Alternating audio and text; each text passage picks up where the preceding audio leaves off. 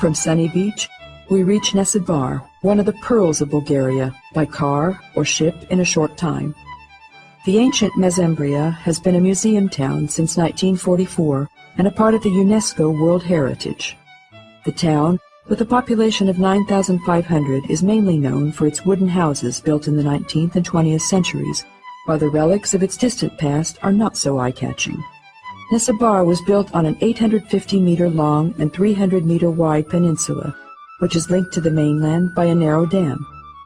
Buses arrive regularly at the station located at the neck of the dam from Varna, Burgas, and Sofia.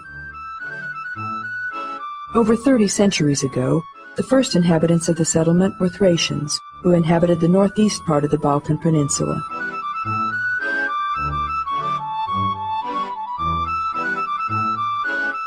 Judging from the Thracian and Scythian motifs on the archaeological relics, there was a bigger Thracian influence here than the other cities of the seaside.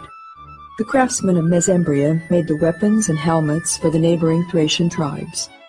They dealt mainly with the Greeks, but their ships traveled all over the Black Sea, even to Egypt. In the 6th century BC, Doric settlers arrived to the peninsula, which was easy to protect. The town kept its Doric complexion even during the Roman reign, contrary to the two Ionic settlements, Odessus, which is Varna today, and Apollonia, which is Sozopol today, which became Roman. Mesembria rode out the conquest quite well, but its commercial importance declined. This can be accounted for by the commercial connections with the Byzantine Empire, because it was much closer than the capital city, Rome. From the 5th century, Mesembria was an episcopal seat surrounded by strong walls, and its first Christian churches were built during this time. Emperor Justinianus left with his army against the Bulgarian Khan from here. From the 10th century, the town lived its everyday life, sometimes under the reign of the Byzantines and sometimes under Bulgaria. Rich merchantmen lived in the strong and populous town in the time of Tsar Ivan Alexander. They made it the town of 70 churches, although they did it to show their wealth rather than for the sake of their spiritual bliss.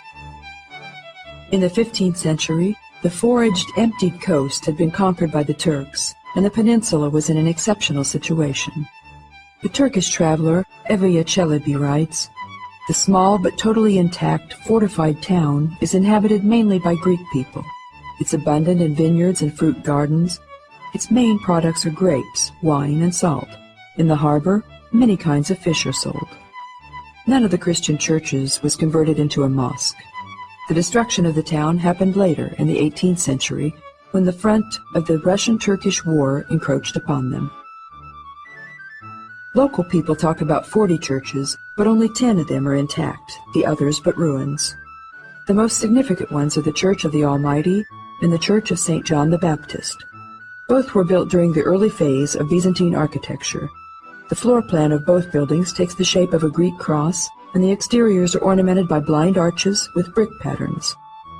On the ruins of the basilica located on Mitropoliska Street, we can also study the features of Byzantine architecture through the remnants, which retain much of the simplicity of ancient Christianity.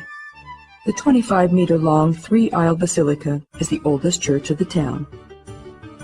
More and more people come here to escape from their marauding Parjalis.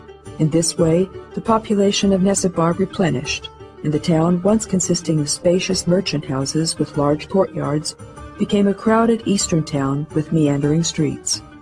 It was the world of fishermen, tradesmen, and vineyard owners, living their patriarchal life. In 1885, Nesebar also became part of the Bulgarian Principality.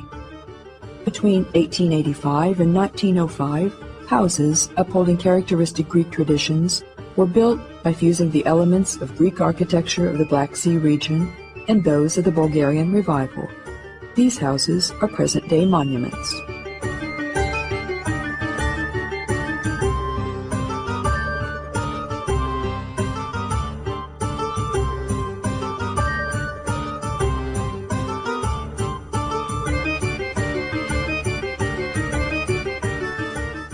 The typical houses of Nesebar are two-storied, the lower floor built of stone, the upper of wood with wooden balconies and projecting eaves. High, massive stone fences surround inner courtyards. Downstairs there are no windows, and the two-wing door is like a gate. The windows upstairs are high and narrow.